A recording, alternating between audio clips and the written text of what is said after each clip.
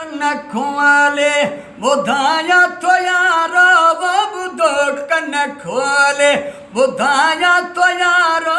वो पढ़ी पाक कुरान मता पविसारो है पढ़ी पाक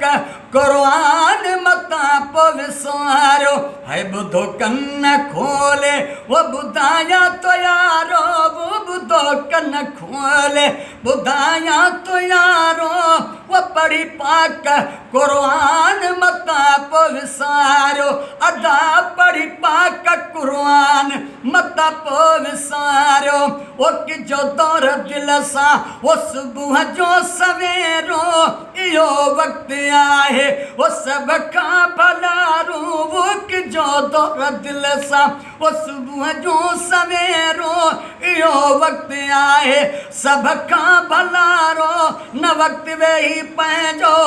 ये फलत में गुजारो बुधो कन खोले मिठा बुधो कन खोले वो बुधाया तो यारो वो पढ़ी पाक कुरान मता पविसारो अदा पढ़ी पाक कुरान मता पविसारो हिकड़े हरफ सा वो मिलन दह चुने क्यों वो थियन माफ दहता खताबू कयूं तो वही कीड़े हरफ सा वो मिलन चुने क्यों वो तीन माफ दहता खताबू कयूं तो बुलंद दर्जा दहतन हदीसन में इशारो बुधो कन खोले अदा बुधो अजु कन खोले वो बुधाया तो यारो वो पढ़ी पाक कुरान मता पविसारो अदा पढ़ी पाक कुरान मता पविसारो वो तिलावत करण सा अदा गम मिट जीवीदा हिते ऐं हुते जा वो थी बेड़ा पार वीदा वो तिलावत करण सा वो गम मिट जीवीदा हिते ऐं हुते जा थी बेड़ा पार वीदा सदाई त पढ़जे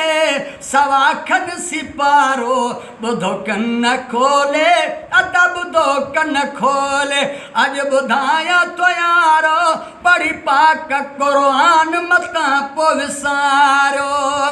है अब्दुल हलीम पढ़ अदा उम्र सारी वो कब्र ऐं क़यामत थी पे मोचारी अब्दुल हलीम पढ़ अदा उम्र सारी है कब्र ऐं क़यामत थी पे मोचारी वो कब्र ऐं क़यामत थी पे मोचारी खुलो भाग तुंहिंजो अदा खुलो भाग तुंहिंजो मिलियो वा सुहारो बुधो कन खोले वो बुधो कन खोले बुधाया तो यारो पढ़ी पाक कुरान मता पविसारो वो पढ़ी पाक कुरान मता पविसारो।